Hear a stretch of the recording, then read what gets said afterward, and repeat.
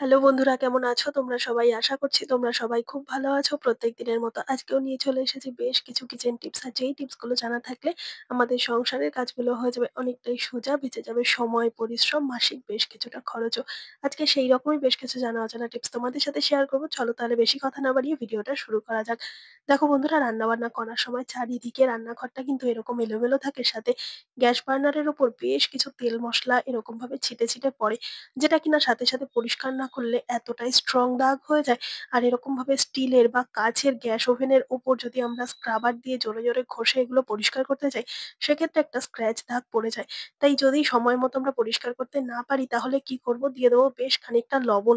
অনেক সময় লবণ কিন্তু আমাদের ঘরে পড়ে থেকে নষ্ট হয়ে যায় বা এক্সপায়ারি ডেট হয়ে যায়, সেরকম পুরনো লবণ নিলেও চলবে।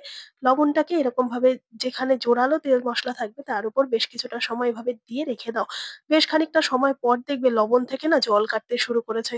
আর এই জল দিয়েই যত জেদি এই তেল মশলাগুলো এই বার্নারের বা ওভেনের ওপর আটকে ছিল, সেটা সম্পূর্ণ হালকা হতে শুরু করবে। এবার দেখো বন্ধুরা, এই লবণটা না খুব সুন্দর মতো স্ক্রাবারের কাজ করবে। লবণ আর জল একসাথে এভাবে হাত দিয়ে একটু রাব করবে, দেখবে সমস্তটা উঠে গেছে, যতই তেল ছিটে জেদি দাগ থাকুক না কেন। এবার যদি তোমরা শুকনো ন্যাকড়া দিয়ে বা স্ক্রাবার দিয়ে একটুখানি হালকা করে পরিষ্কার করে নাও, তাহলে সম্পূর্ণটা পরিষ্কার হয়ে যাবে। কিন্তু কোনো রকম ভাবেই কিন্তু আর মোটা স্টিল উল বা স্কচ ব্রাইট দিয়ে পরিষ্কার করতে হবে না। দেখো, এবার একটা ভিজে কাপড় দিয়ে শুধুমাত্র মুছে নিচ্ছি, কোনো রকম ডিশ ওয়াশার বা কোনো রকম কিছু ছাড়া। সুন্দর মতো কিন্তু অনেক সহজেই গ্যাসটা পরিষ্কার করে নিতে পারলাম। তাই কিন্তু কখনোই আর স্ক্রাবার ব্যবহার করবে না, একটুখানি লবণ দিয়ে সুন্দর মতো গ্যাসটাকে পরিষ্কার করে নিতেই পারো খুব সহজে, যদি কিনা এরকম জেদি কোনো তেল চিটে ময়লা হয়ে থাকে। তো আশা করছি ছোট্ট টিপসটা কাজে দেবে। ভালো লাগলে প্রত্যেকের সাথে শেয়ার করো। দেখে নাও পরের টিপস। এখানে আমি নিয়ে নিয়েছি শাক।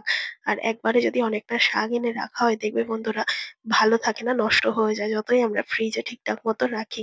তো প্রথমে কি করতে হবে, শাকের নিচের দিকে এই আঁটি মতো যেটা পাতা থাকে, সেটাকে কিন্তু শাক থেকে কেটে রাখতে হবে।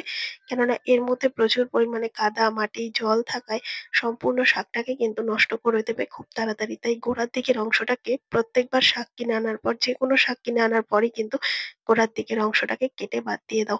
এবার কি করবে, এই ভেতরের পাতাগুলোকে শুকনো করে একটা কোনো কাপড়ের সাহায্যে মুছে নাও, যাতে কোনো রকম ভাবে যদি জল থাকে তাহলে কিন্তু পাতাগুলো খুব তাড়াতাড়ি পচে যাবে বা নষ্ট হয়ে যাবে। তাই সম্পূর্ণ পাতাগুলোকে শুকনো করে এভাবে মুছে নিয়ে তারপরে এয়ারটাইট কোনো পলিথিনের মধ্যে এগুলোকে রেখে দেবে। তবে পলিথিনে রাখারও কিন্তু একটা টিপস তোমাদের সাথে শেয়ার করবো, তাতে ১ সপ্তাহের বেশি কিন্তু শাকগুলো তাজা থাকবে। তো তার জন্য কি করলাম, এখানে কিন্তু পলিথিনের মধ্যে সমস্ত শাকগুলোকে এইভাবে নিয়ে নিলাম। এবার টাইট করে একটা গিঁট দিয়ে নেব। হ্যাঁ বন্ধুরা, এইভাবেই রাখতে হবে। এইভাবে রাখলে যারা আমরা সপ্তাহে একবার বাজার যাই, তাদের সমস্ত শাকসবজি কিন্তু এইভাবে ভালো থাকবে, যদি কিনা এইভাবে রাখি। তারপর দেখো, একটা টাইট করে গিঁট দিয়ে নিলাম। এবার ভেতরে কিন্তু কোনো রকম এয়ার রাখা যাবে না, তাতেও কিন্তু আস্তে আস্তে অনেকটা নষ্ট হয়ে যাবে। তাই এরকম একটা কোনো কিছুর সাহায্যে যদি ছোট ছোট ছিদ্র করে দাও, তাহলে এয়ার পাস হবে। আর খুব সহজে অনেকদিন পর্যন্ত ফ্রেশ থাকবে সবজি বা শাক। আশা করছি ছোট্ট টিপস গুলো কাজে দেবে। ভালো লাগলে সবার সাথে শেয়ার করো। দেখে নাও পরের টিপস।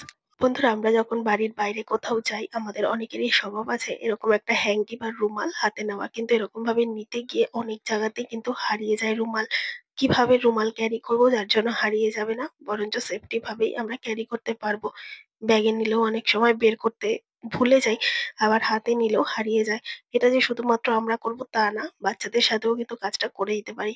তার জন্য একটা বড় সেফটি পিন নিয়ে নিয়েছি। সেফটি পিনের মধ্যে এরকম ভাবে প্রথমে রুমালটাকে আটকে নিলাম। তারপর হাতের মধ্যে পড়ে থাকা ছুরি বা আংটি যেকোনো একটার মধ্যে কিন্তু এভাবে অ্যাটাচ করে দিলাম। তাতে কি হবে বলো বন্ধুরা, রুমালটা কিন্তু যেকোনো জায়গায় আমরা ক্যারি করতে গেলে হাতের মধ্যে রাখলেই যে পড়ে যেত, সেটা পড়ে যাবে না। একেবারে দেখো, আংটির সাথে হোক বা ছুরির সাথে, যেখানেই তোমরা ক্যারি করো না কেন সেফটি পিনের সাহায্যে, সেখানেই কিন্তু সুন্দর মতো আটকে থাকবে।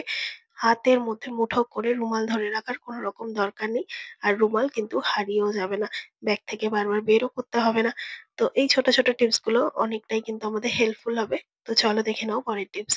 নিয়ে নিয়েছি রসুন। আর অনেক সময় হয় ২-১ কোয়া রসুন কিন্তু একটা গোটা রসুনের মধ্যে খারাপ থাকে।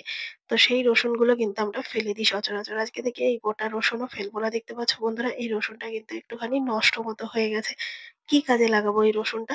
তার জন্য প্রথমে কি করেছি, আমি প্রথমে রসুনটাকে এরকম পচা কোনো রসুন থাকলেও হবে, ভালো রসুন থাকলেও হবে।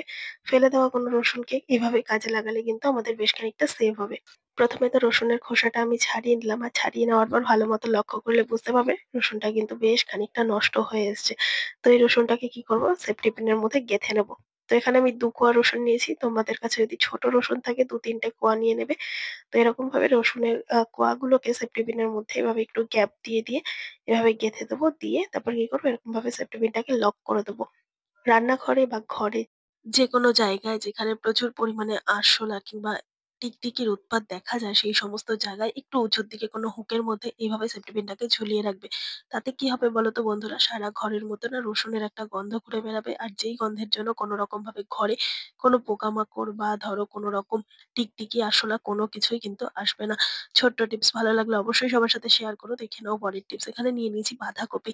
আর বাঁধাকপি কিন্তু শীতকালে খেতে দারুণ লাগে। কিন্তু খেয়াল করে দেখবে যত মিহি করে কাটা যাবে বাঁধাকপিটা তত কিন্তু খেতে ভালো লাগবে। কিন্তু বেশি মিহি করে কাটতে গেলে হাতের ১২টা বাজে। কেননা ছুরি দিয়ে এভাবে খুব বেশি করে মিহি করে কাটতে গেলে হাত কেটে যাওয়ার একটা সম্ভাবনা থাকে। তাই ছুরি ছাড়া কোন রকম ছুরি, বঁটি, কাঁচি, ছুরি কোনো কিছু ছাড়া খুব সহজে বাঁধাকপি মিহি করে কেটে ফেলতে পারবো। তাও আবার শুধুমাত্র এরকম গ্রেটারের সাহায্যে। তো দেখবে বন্ধুরা গ্রেটারের এই উপর আর নিচের দিকের যে ফাঁকা অংশগুলো রয়েছে এরকম ব্লেডের মতো এই জায়গা দিয়ে খুব সহজে কিন্তু বাঁধাকপি মিহি করে কাটা যায়।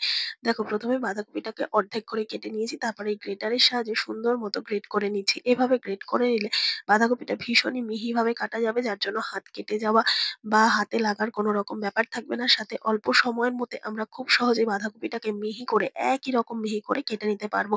তো এইরকম ভাবে যদি বন্ধুরা আমরা অল্প সময়ের মধ্যে কাজটাকে সহজ করে নিই, কোথাও গিয়ে দেখবে আমাদের কিন্তু অনেকটাই সুবিধা হবে। দেখতে পাচ্ছ কত সহজে কিন্তু সমস্ত বাঁধাকপিটা এইভাবে কুচিয়ে নিলাম আর একই রকম কিন্তু কাটাটা হয়েছে। তো এরকম ছোট টিপস গুলো কিন্তু আমাদের সংসার জীবনে বেশ অনেকটাই কাজে দেবে। ভালো লাগলে বন্ধুরা প্রত্যেক মহিলার সাথে শেয়ার করে দেবে যাতে প্রত্যেকের উপকারে আসে। এরকম ছোট টিপস সারাদিনের সংসারের কাজগুলোকে সহজ করে দেবে। তো চলো দেখে নাও পরের টিপস। প্রত্যেকদিন সুন্দর করে কিন্তু আমাদের বিছানা বা ধরো যে আমাদের সোফা থাকে ম্যাট্রেস দেওয়া। তো সেই সমস্ত ম্যাট্রেস দেওয়া জিনিসগুলোতে এরকমভাবে যে কাভারটা পরানো থাকে, এইভাবে যদি আমরা একটু নিচে গুজে দিই তাহলে দেখবে বন্ধুরা যে বেডশিট বা ধরো সোফার কাভারটা এলোমেলো হয় না। তার ফলে কিন্তু অনেকটা সময় পর্যন্ত আমাদের একই কাজ বারবার করতে হয় না। খুব সুন্দর মতো কিন্তু অনেকটা সময় পর্যন্ত একই রকম থাকে বিছানার চাদর বা ধরো তোশকের যে কাভারটা থাকে। তো এইভাবে তোশক তুলে একার পক্ষে করাও কিন্তু জিনিসটা সম্ভব না। তাই কি করবে বন্ধুরা? এখানে নিয়ে নিয়েছি চিরুনি। চিরুনির সাহায্যে এরকমভাবে হালকা করে যদি তোশকের তলায় তোমরা বেড কাভারটাকে বা ধরো সোফার নিচে কাভারটাকে এইভাবে ম্যাট্রেসের নিচে ঢুকিয়ে দিতে পারো তাহলে দেখবে কোনো রকম ভাবে তোলার তো ঝামেলা থাকছেই না। ম্যাট্রেসটা এক হাতে আর একার হাতে কিন্তু কাজটা আমরা খুব সহজেই করে নিতে পারবো। দেখতেও যেমন সুন্দর লাগবে কাজটা কিন্তু অনেক সহজে হয়েও যাবে। দেখতে পাচ্ছ বন্ধুরা কত সহজে কিন্তু কাজটা হয়ে গেল আর একেবারে ম্যাট্রেস তোলার ঝামেলাই থাকছে না। তো আশা করছি আজকে ছোট টিপস গুলো তোমাদের অনেকটাই কাজে দেবে।